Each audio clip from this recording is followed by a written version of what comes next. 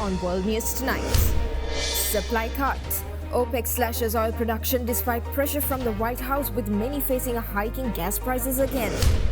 Hurricane aftermath. President Biden publicly put aside differences and shook hands with Florida governor as the death toll mounts. Historic launch. NASA and SpaceX have blasted off yet again. Tonight, find out why this mission is historic. And it's a panda party. Giant pandas get an extra treat in celebration of their birthdays.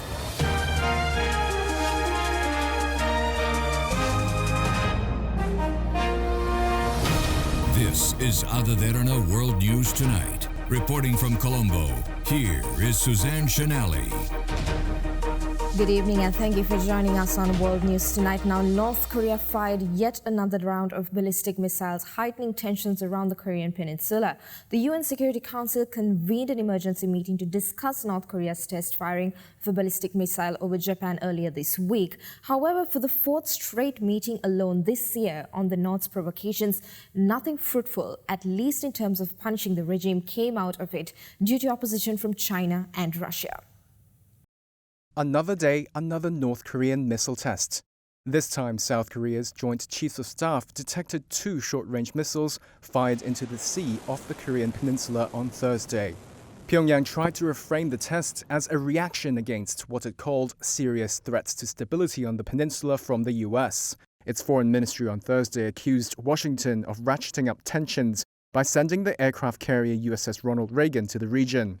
Following the North's test, South Korean leader Yoon Suk-yeol pledged to beef up ties with the US and Japan to ensure his country's security. He said he would speak to his Japanese counterpart, Fumio Kishida, over the phone on Thursday. Kishida told reporters Pyongyang's latest launch, its 6th in nearly 2 weeks, cannot be tolerated. Japan's defense chief Yasukazu Hamada also condemned North Korea.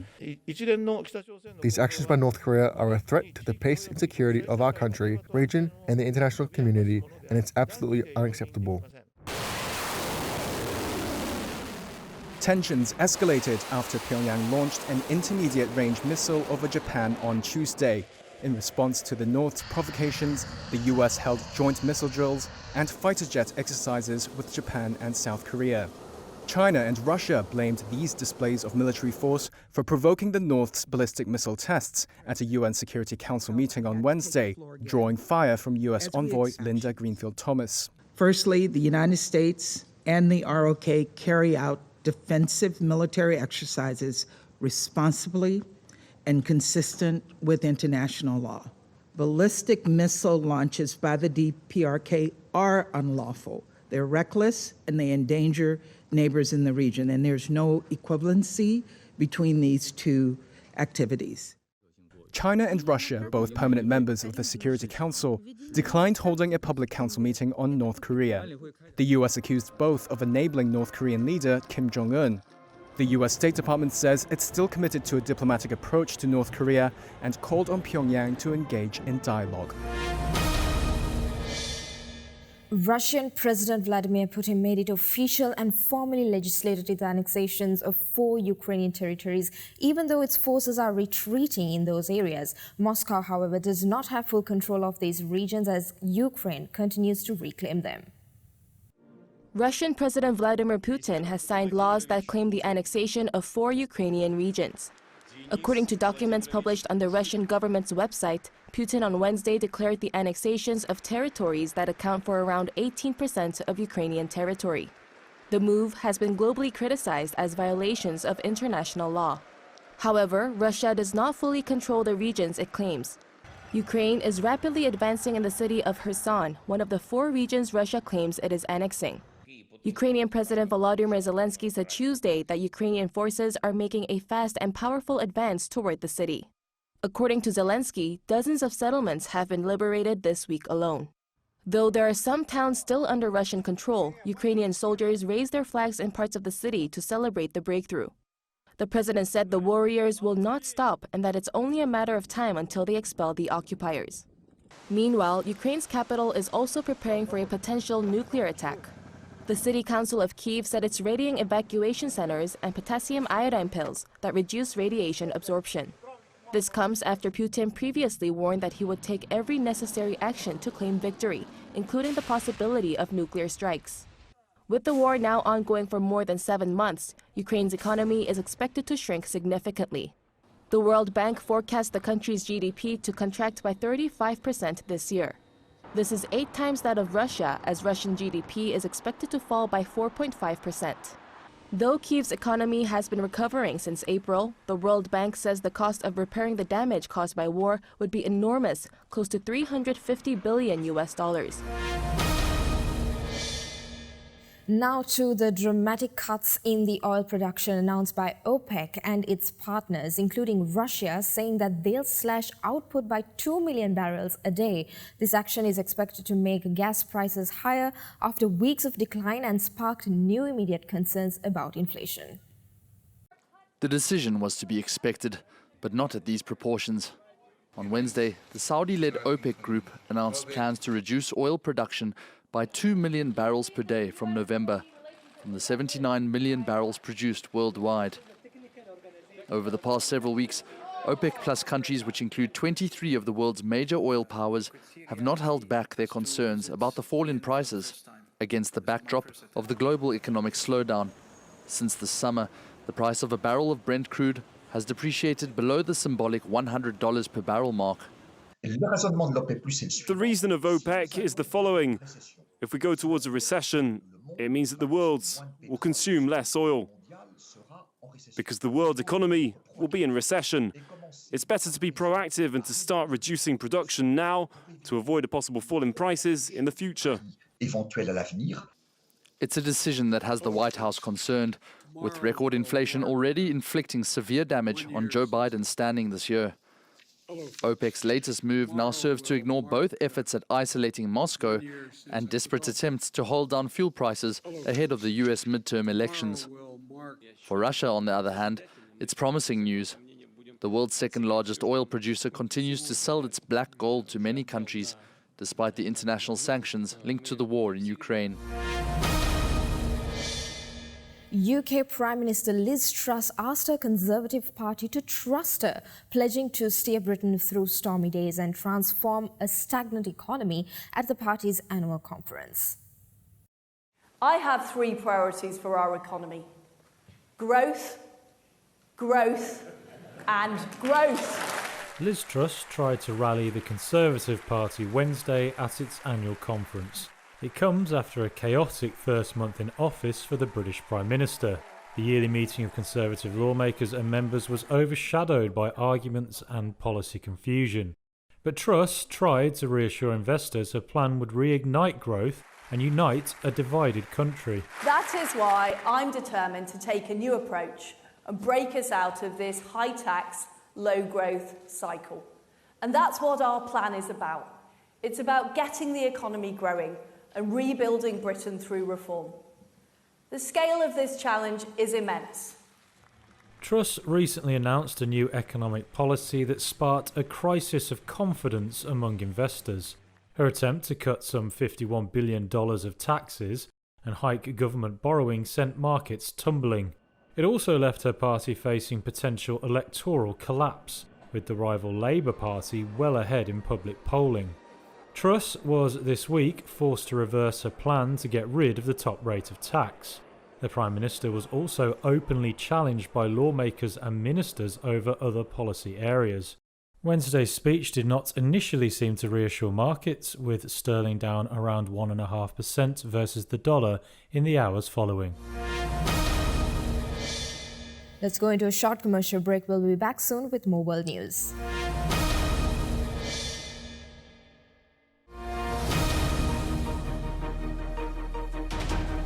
Welcome back to World News Tonight. Now, demonstrations sparked by the death of Mahsa Amini in September have spiraled into the most significant domestic challenge the leaders of the Islamic Republic have faced for many years. Iran's clerical rulers have been grappling with the biggest nationwide unrest in years, with support spreading abroad in Western capitals. Down with terrorist regime of Iran. Here's what you need to know.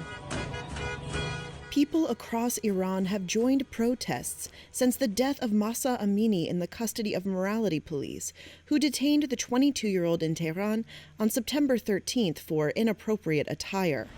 The officers, who enforced strict hijab rules, rejected accusations she was beaten, saying she fell ill as she waited with other detained women.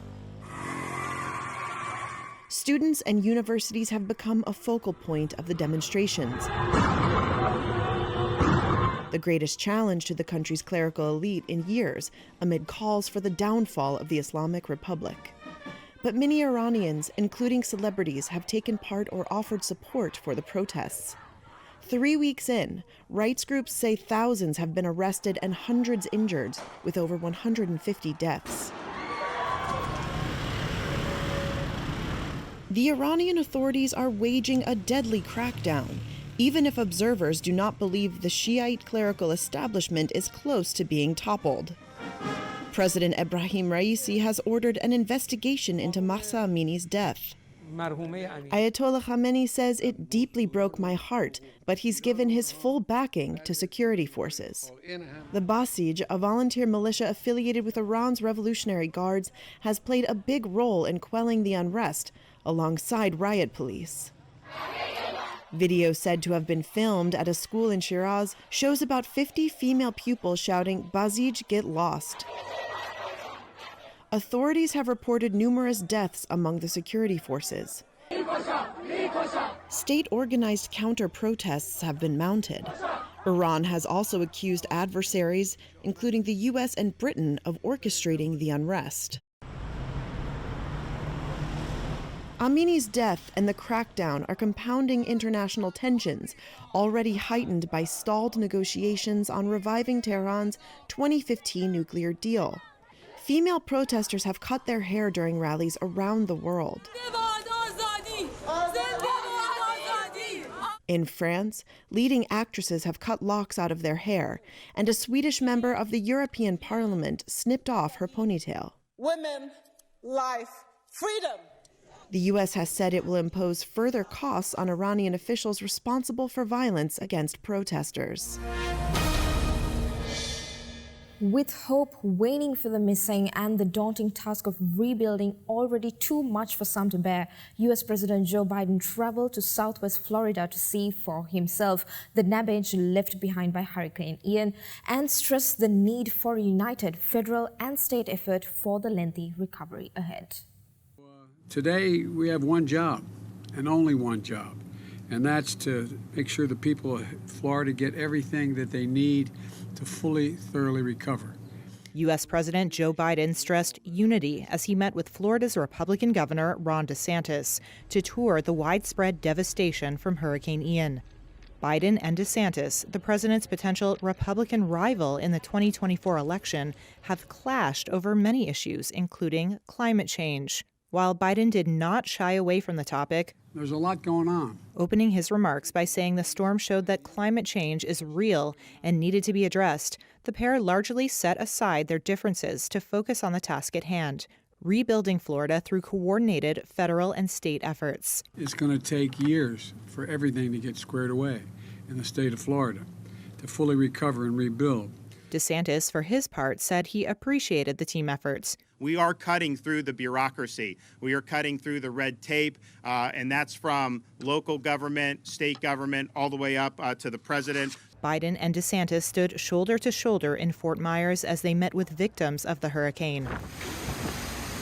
Last week, Ian made landfall in Florida as a Category 4 hurricane, killing more than 100 people and leaving hundreds of thousands of homes without power for days. The Federal Emergency Management Agency, or FEMA, said it would cost the federal government billions of dollars to repair the damage from the storm. With Russia's war in Ukraine, a Russian cosmonaut was amongst the crew on Elon Musk rocket company SpaceX flight to the International Space Station. Yet again, a perfect blue sky launch as SpaceX carries its fifth crew to the International Space Station, with its trademarked maneuver landing the rocket booster back on a barge in the Atlantic to reuse once again. On board, Commander Nicole Mann, a Marine fighter pilot and the first Native American woman in space, Navy pilot Josh Cassada, Japanese astronaut Koichi Wakata, and Russian cosmonaut Anna Kikina, the first Russian on a U.S. spacecraft in 20 years. But as Russian cosmonauts flew a Soviet flag in space, the head of the Russian Space Agency said Russia would soon leave the space station and build its own. He has since been replaced. Then today, another top Russian space official seemed to reverse course. Suggesting continued cooperation, former cosmonaut Sergei Krikalev was asked if he was trying to ease tensions and turn down the temperature with NASA. Answer is yes. We understand that it makes sense to keep flying because this excellent infrastructure that built in space can be used for humanity. NASA hopes to keep flying the station with Russia until 2030. In a world's first, the European Parliament approved new rules that will introduce in the European Union a single charging port for mobile phones, tablets and cameras by 2024. Soon you'll be able to boost your iPhone battery using your Android charger. That's if you live in the European Union. The European Parliament on Tuesday approved new rules to introduce a single charging point for mobile phones, tablets and cameras from fall 2024. EU lawmaker Alex Agius Saliba steered the reform through the EU Assembly. The new rules, which are a world first, will make USB-C connectors used by Android-based devices the standard across the 27-nation bloc. Old chargers will not be outlawed, however, so that customers can continue to use existing models. The change is expected to lead to a gradual phase-out of older products. But it's not good news for everyone. Apple will now have to change its charging point for iPhones and other devices. The deal also covers e-readers, earbuds and other technologies, meaning it may also have an impact on Samsung, Huawei and other device makers. And it will apply to laptops from 2026. The European Commission has estimated that a single charger rule would save just under $250 million for consumers. The large size of the EU market means the new rules may lead to changes in other countries. Apple has in the past warned that the proposal would hurt innovation and create a mountain of electronics waste. The US giant, as well as Samsung and Huawei, were unavailable for immediate comment.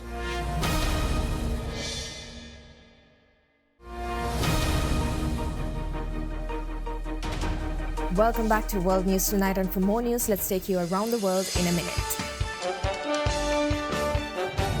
Apple is asking its suppliers to move some AirPods and Beats headphone production to India for the first time, according to media reports. Ethiopia's government has accepted an invitation by the African Union to participate in peace talks aimed at ending a 2-year conflict with rival Tigray forces. Authorities brace for major floods in Australia east after Sydney recorded its wettest year in 164 years, with more heavy downpours expected to fall over the next 3 days.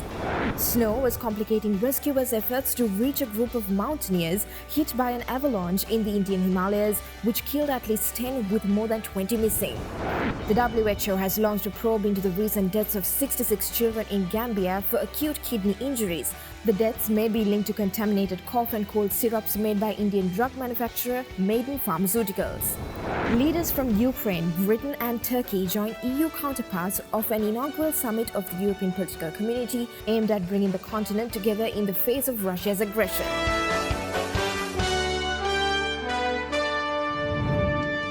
And that's all the news we got for you tonight. Join us again tomorrow for more news around the globe. And in case you missed to watch any of the stories we aired tonight, you can always rewatch by catching us on our YouTube channel, youtube.com/Derana English. And we leave you with 3 balls of fur enjoying ice cream, fruit cakes and noodles in celebration of their birthdays. Stay safe and have a good night.